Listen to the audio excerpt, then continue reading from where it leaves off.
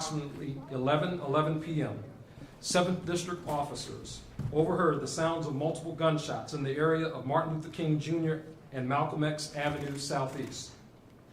We learned in the immediate aftermath that 6 individuals standing on the sidewalk in the 2900 block of Martin Luther King Jr. Avenue sustained gunshot wounds.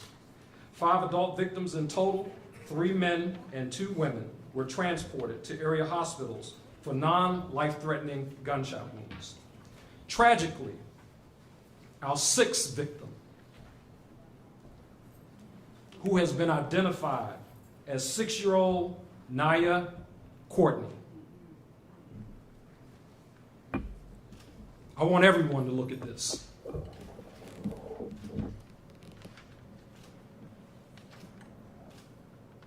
Six years old, of Southeast D.C., was struck by gunfire and did not survive her injuries. The first officers on the scene rushed Nyiah to the hospital in an MPD police cruiser, and she was pronounced dead shortly after her arrival by medical staff after all life-saving efforts were unsuccessful. It is my understanding that Nyiah was starting the 1st grade this fall, and now that won't happen. And frankly, that is unacceptable to me, and it should be for every resident of this city. We have a collective responsibility to ensure our children have every opportunity to be safe from violence, so I am asking that we all stand together and say, no more. I am sick and tired of being sick and tired. The cowards who committed this crime came into this community without any regard for human life, without regard for Nyiah's life. An open fire, and that cannot and will not be tolerated. Residents and neighbors do not deserve to be torn apart by senseless acts of violence. It is time for us to say enough is enough. Video footage of the shooting and an image of the vehicle of interest is being shared with community at this time and will be available through our social media platforms and subsequent press release. We ask that people take a moment to see if they recognize the car and provide tips or information to help bring closure for Nyiah. Please do not hesitate to call our Command Information Center at 202-727-9099 or text us anonymously at 50411. There's a total reward of up to $60,000 to anyone that provides information which leads to the arrest and conviction of the person or person responsible for Nyiah's murder. The Bureau of Alcohol, Tobacco, Firearms, and Explosives, Washington Field Division, has partnered with MPD and offered an additional $25,000, and the FBI Washington Field Office has offered an additional $10,000. Again, the total reward is up to $60,000. MPD is extremely committed to ensuring that justice is brought to the surviving victims and to Nyiah. We will continue to work tirelessly to ensure this case is brought to closure. We know from past instances that the community can help us close cases by sharing information or simply reposting images, and we are hopeful you can do the same in this case. Justice for Nyiah. At this time, I'm going to ask our mayor, or no, okay. At this time, I'm going to ask the the director of the Washington Field Office of the ATF, Charlie Patterson, to come up and bring a few words, followed by Rob Warnstein, who is the Assistant Special Agent in charge of the Washington, D.C. Field Office of the FBI. Thank you. Thank you, Chief.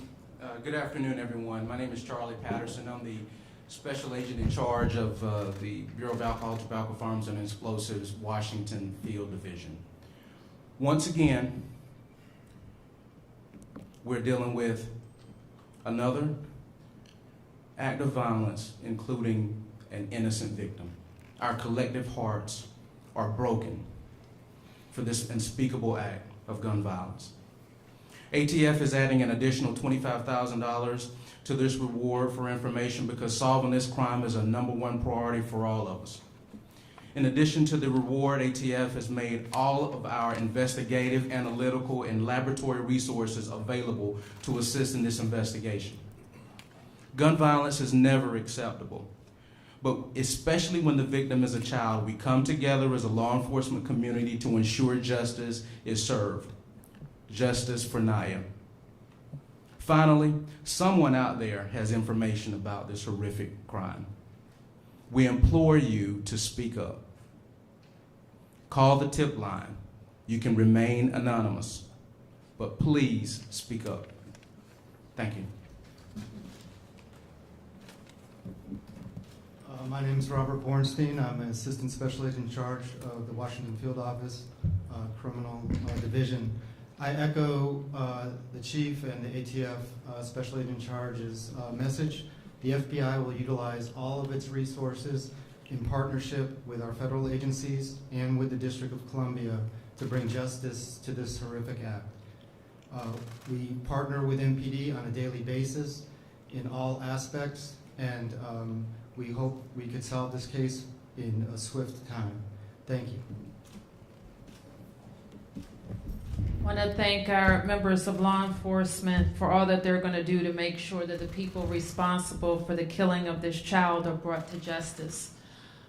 But it's also very important that while we look for the killers of Nyiah, we also prevent the next murder.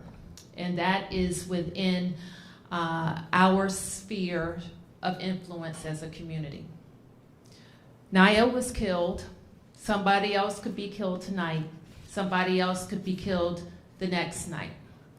Because too many people are willing to use guns to solve whatever conflict there may be. I don't even know what the conflict was. None of us do. Doesn't matter. This is a 6-year-old who is now dead, not coming back, a family grieving, little friends grieving, a community grieving. So we all in the government, of course, are going to ask ourselves, what else can we do? What more can we do? What different programs? But at the end of the day, we're going to have to exercise some community responsibility for each other. We know that. We're going to do all that we can, but we need help. We need to know who needs our help. Before they pick up a gun, wantonly shooting on a street in our community. So that's our plea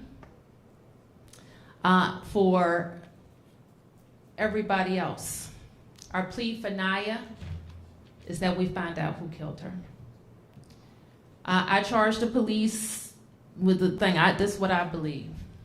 We don't let people get away with murder in our town. We have to stand up against that. We don't let anybody get away with murder. And we don't do street justice. Because then other innocent people get caught up in that. Law enforcement is responsible for arresting and ensuring justice. So we want to stay focused on that too. The police have been investigating, as you might imagine, feverishly to find any video evidence that we can find and make that video evidence available. And a video will be posted that shows the suspect vehicle. It's a silver or gray colored 4-door sedan, like Chief Courtney mentioned. That video, please post it far and wide so that we can find the individuals responsible. With that, I want to turn it back to Chief Courtney to answer any specifics about the investigation. Thank you, Mayor. Any questions? Yes. I'll start with you, Darcy. Yes. Thank you. There's been a video that many of us have seen already showing outside where this incident happened last night. Doesn't show the actual shooting, but shows a child on a scooter Can you confirm, was the little girl outside playing at the time, possibly on a scooter? And do you have any information about what is this about? What is going on here? We're just hearing about neighborhood beefs and things like that. Do you think that's what's behind it? Well, all potential issues are on the table. We don't know. And that's where we're asking the community's help with. What is this issue about? What led to this young lady's death, her unfortunate, untimely death? There, you mentioned, but the video that we will release will show the actual vehicle involved and shots being fired from that vehicle. You can actually see the muzzle flashes coming from that vehicle. So we're asking, again, as the mayor mentioned, that everyone post that video far and wide. This should be the whole, that car should not be able to be in the DMV area anywhere and not be noticed. Someone in the community has seen that car operating yesterday, perhaps today, and I'm asking justice for Nyiah. Let's find that car and let's find the individuals responsible. Next question. Justin Hinton with Channel 7. Mayor, two things that I wanted to bring up. Talking to a lot of folks in the community, we've seen so much violence as of recent weeks. A lot of people are saying, folks need more jobs. People need to have activities during the summertime. More rec centers need to be open. Can you address that in giving people things to do during this time? And also, just it seems every summer, there's a child that dies because of gun violence. Can you address that as well? In terms of activities, we agree, and that's why DC is open. That's why we have 13,000 people in summer jobs. That's why all of our pools are open. That's why our young people are going to camp in person. So all that's true. All that's true. I'm not convinced that person who went through that intersection popping off indiscriminately was going to be at a rec center. I'm just not convinced of that. Okay, that's a killer. That's a killer. I'm not convinced of that. So I'm gonna do all recs. I'm gonna do program. I'm gonna do all of that. But I'm not convinced that person would have been in a rec center. Now, I am convinced that some of our other programs who are working with people who are known killers can get them in and offer them a different opportunity. But that's a killer. Now, killers can be redeemed, but Nyiah will not be coming back. Let's find the killer. Yes.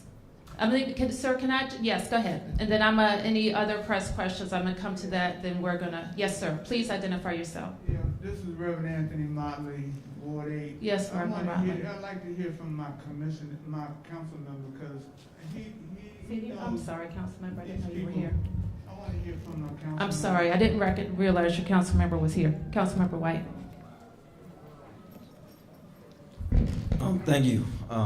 You can imagine that my heart and the community heart is troubled. And then when I heard the incident when it occurred, all I could think about was Micaiah Wilson, Devon, the 1-year-old baby Mello, and I think about that we had a press conference here probably about 5 months ago, trying to push that we declare a state of emergency because we foresaw this coming. For those who look at the numbers, you know that last year we had 198 homicides, but we don't talk about the 922 people that were shot last year. And so we're on track to surpass that number this year. And I always say that bad things happen when good people do nothing, but as we keep seeing our babies, man,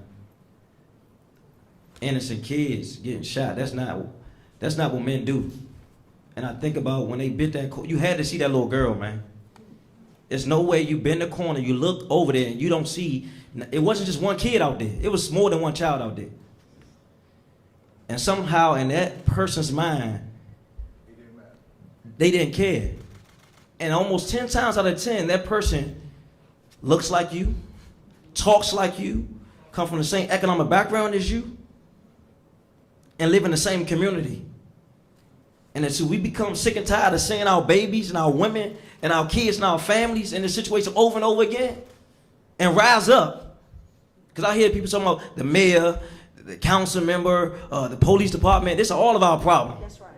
And the moment we forget that, we'll be here again and again and again and again until it's one of us. And that's a sad reality. I grew up in this community. We talk about the recreation centers or the activities. I've seen a decrease in the recreation centers and activities in this community in the last 15 years. I grew up at number 11 Boys and Girls Club right here across the street. Closed. Hot Rec, closed. Blue Rec, closed. Anacostia Rec, closed. Ketchum Rec, closed. Savoy Rec, closed. Oil Rec, closed. And so we are building new recreation. We're building one around the corner. We're building 40 recreation centers here in Ward 8. But we playing catch up at the expense of people's lives. And I don't want to get on my soapbox because this is, for those who know me, I've been involved on, as you know, Reverend Molly, you one got me in this work when I was 17 years old. And I buried 212 people in this work at 37. And so we got to keep at it, man. I send my condolences to the family. But if we don't start doing something drastic right now, like we put a lot of resources and time into the COVID pandemic. We're in a pandemic right now when it comes to this crime in this community. And we got to start acting like it. And it's all right sometimes when it's just black people. I'm going to say that. It's just the norm. We had over 13 shootings on MLK and Malcolm X in the last 2 years. Over 13. We had a homicide the day before that in the same exact location. 3 weeks ago, we had another homicide on Mellon in the same location. So this ain't nothing new. See, we got the resources because of the 6-year-old, and we should, but this ain't nothing new for us, man. It's been going on far too long. Yes. And it's on us to save us. Nobody coming to save us but us. That's right.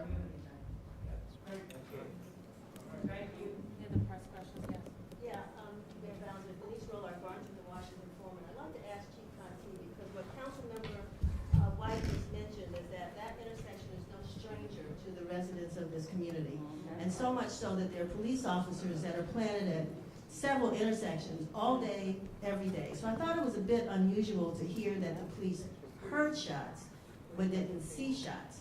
And so what is the strategy, or what has been the strategy for that intersection over the past, I don't know what period of time? And then secondly, I would like to say that as a resident of this community, as a business owner of this community, and as a mother, the Washington Foreman pledges $5,000 to add to that. Thank you. That donation. Thank you. And I appreciate that. Thank you. Thank you. To respond to your question about the police officers were literally right there within feet of this occurring. It's sad to say that's what happened, but I think when I say that, that should tell you the brazenness of the individuals that we're involved with here. As the mayor mentioned, yeah, we can open up all the rec centers and all that, but when you're talking about dealing with killers, they don't care if it's the police, the National Guard, or whoever it is out there. Certainly we know that they don't care, or they didn't care that Nyiah was out there. We know that. We know that. So I think that in order for us to make sure that our communities are safe, and this thing does not happen over and over and over again, we got to make sure that we are getting the right guns out of the wrong hands of people who should not have them in our community. I guarantee you, when we find who did this, they're no stranger to our system, as the council member said. They look like us, they talk like us, they right here from our communities. What do we do with that? What do we do with the individuals when we do find them? How do we hold those individuals accountable? What does that look like? I can line up MLK with police officers. And if we still got people willing to use a firearm in our community, I say that the entire community needs to be together to ensure that that individual is held accountable. I'm not talking about, oh, he didn't have a fire. None of that stuff, right? Oh, he doesn't have a job. No, he's a killer. That's what he do. That's what he do. And if that's what he do, then we need to treat killers accordingly. Like killers. Thank you. And until we start doing that, other people continue to do it. So as the mayor said, her charge to me, catch them. The quickest way to prevent the next homicide from happening is to catch them when they commit it. So, Ms. Barnes, thank you so much for your donation. I appreciate that. I will certainly, and everyone is hearing that. And for anyone else who is willing to get on board for justice for Nyiah, we're taking any and everybody, whoever is going to step up, and more so than just financially. I need calls. People say, oh, I'm praying for the family too, but I need calls. I need tips.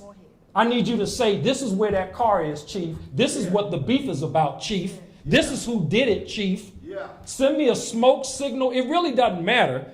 Just call and let us know what's going on up here. Because see, the next time, it could be somebody, it could be my mama or my sister. Or it could be you. See, or it could be me. But see, that's when folk want to get involved, when it touches somebody close to you. It's too late then. We got work to do. And right now, I've been working on this. Everybody up here been working all through the night. And I'm going to continue working on this until we bring justice for Nyiah. Next question. Yes? She asked how come the police said that they heard things, but they didn't see anything. That was the question. So the police officers were there. They were in the block. And I think what initially happened, again, this is the very preliminary stages of the investigation. There were calls, people were thinking there were fireworks. Clearly, there was a shooting that happened. The officer stepped out of the car 34 seconds, we know that, after the first shot happened. So while they see what's going on, at that point, you have a car, and you'll see in the video, the car went through the intersection. I don't think anybody knew where the shots were coming from at that time. All we know is that people were scattering. So this video helps to kind of paint that picture, helps to bring it together. And what I'm asking again is that we all take a look at the video, look at the car. Let's focus on finding the car and the individuals who were operating that vehicle. Next question. Yes, ma'am. Hello, Yes, ma'am. Sierra Fox, Fox 5 DC reporter. Have you all recently spoken to Nyiah Courtney's family directly? If so, how are they handling this, and what would they like to share? We are dealing with the family right now, and I'll reserve the comments for the family. Again, our thoughts and prayers are with them. This is a very tragic situation. It's a very, very tragic situation, and again, I will leave that to the family. They're heartbroken, obviously. Yes. Hey, Chief. Yeah, Yes, Jess ma'am. Arnold here with Channel 9. I've been hearing that it might have been Nyiah's mother as well, who was one of those injured victims. Can you talk about whether or not you can confirm that and any other relations? Yeah, I can't confirm that because all of the victims are witnesses at this time. But I'm sure that there's a lot of information in the community around this. We know it's tragic. We know that, and this is a very tragic situation. All right, last question. Yes, sir. Yes, ma'am. I'm sorry. Just wanted to follow up with the question I had already asked about if she was on the scooter. Say it I again. had already asked the question. Yeah, we'll go to the committee. This will be the last request. We'll move to. I was just confirming whether she had been on the scooter, and then the other thing I'm is, not for certain, Darcy, if she Okay. was actually the one on the scooter. As the council member mentioned, there were a lot of kids out there. I know Okay, that. thank you. Yeah, And then, Yeah. was this a drive-by, or did the person get out? there was a drive-by. Yes. Next question right here, sir. Yes. My name is Salim Adolfo. I'm the chair of ANCHC.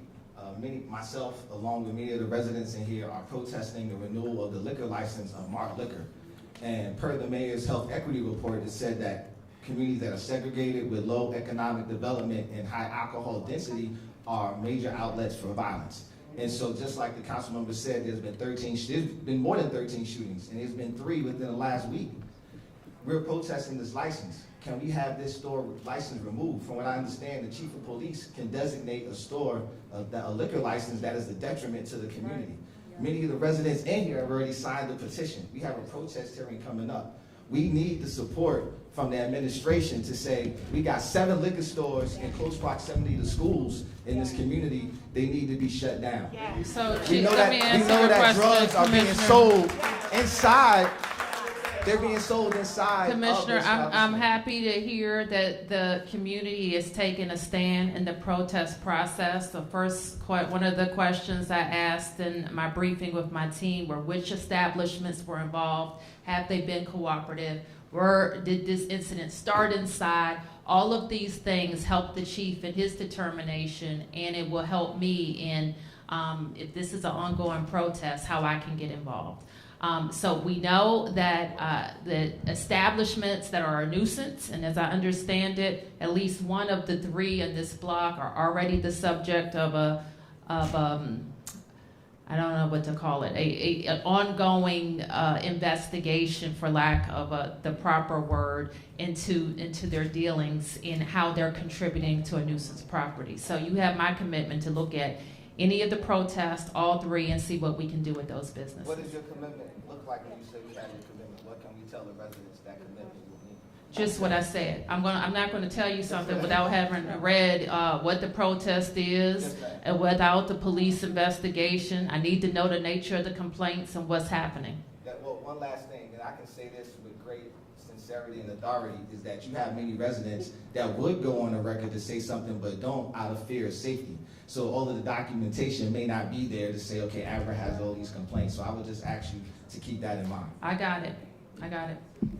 All right, we are, and before I take any more community questions, I want to be clear because I've said that we need the community to help. That includes people who know that there are guns in their house and somebody in your house needs some help. All right, so I need you to reach out to our Office of Neighborhood Safety and Engagement. Dale McFadden is with me here.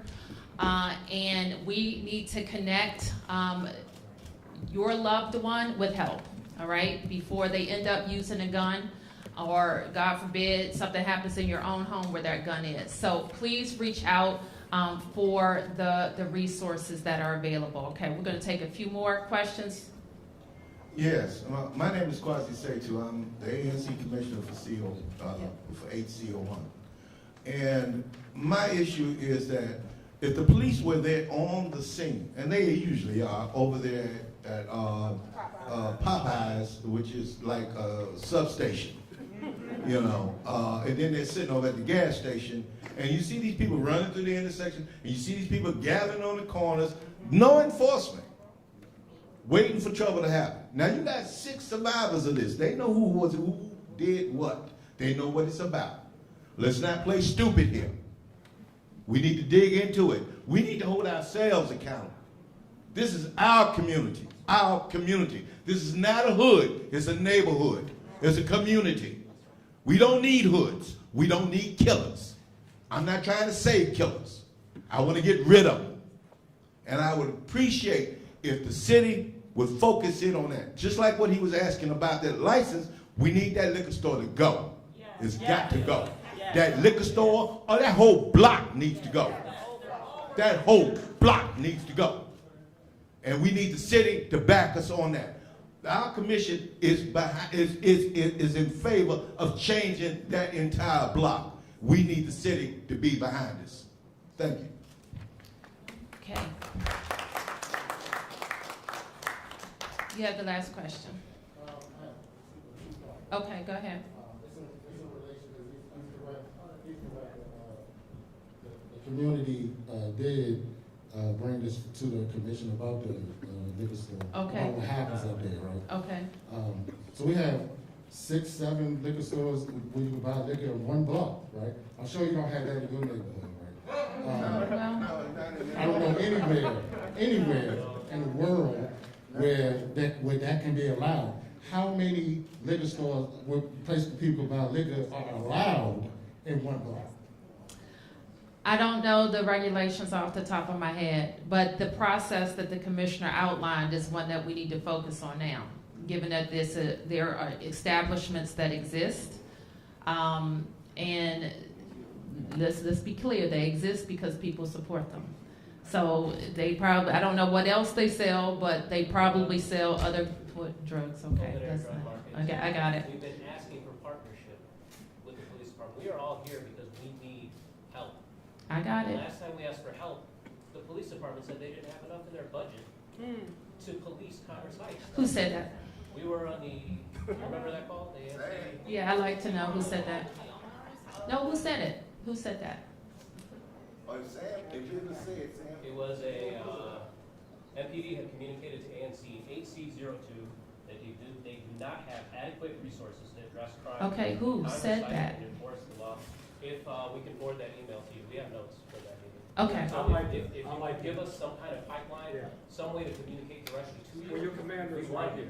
We'll have you talk to him. We've seen the commander out talking to the guys that sit on these corners, right? They don't get out of the car. They don't, not that they, you know, they're not necessarily here to patrol, but you can go to Georgetown, police officers are walking around. Okay. Well, can I just let me answer your question. okay? Because I've heard it a couple of different ways. And we have to be able to say, that I think that the commissioner said that people are standing on the corner. Yeah. All right. There's no law against standing on the corner. Oh, they have seats out there. Trespassing, okay. They have seats out there. The business owner can, but they haven't. They haven't. Okay, I got it. We are organizing. I got it. So we have, Form of communication. I got it. For blocking, okay. And then, all right. Nobody gets arrested for incommoding. Okay. You arrest anybody for incommoding lately? Because it would, yeah. You know, because you don't have that in your neighborhood, what advice would you give our community to get rid of having that many places to buy liquor in our community? And I have, over the course of all of my neighborhood activity, have done a lot with liquor licenses and have done a lot with liquor selling establishments that weren't good in the community. And I could give you a whole long list of the ones I've worked on, including shutting down a Tiger Market in Riggs Park, including prohibiting single sales of alcohol all up and down Georgia Avenue, including limiting the sales of alcohol in grocery stores that were proliferating all over the district, but not in Ward 4 where I was the council member. So it's a lot of different, I've had a lot of history with dealing with alcohol sales in businesses that don't mean good for the community and how to shut them down systematically and get the types of businesses in there that we want. Now, we don't want bad businesses. We also don't want vacant businesses. We want businesses that are going to be dealing and selling the goods that you want, providing the services that you want, and all of those things. So I'm happy to engage in that strategy. But let us remember that we need your help today. When we try to work with you, it's about what we need, not what we want. Thank you. All right. And I'll stick around for some additional questions, but let's close the formal part of our discussion. Thank you. I'll address them. Thank you.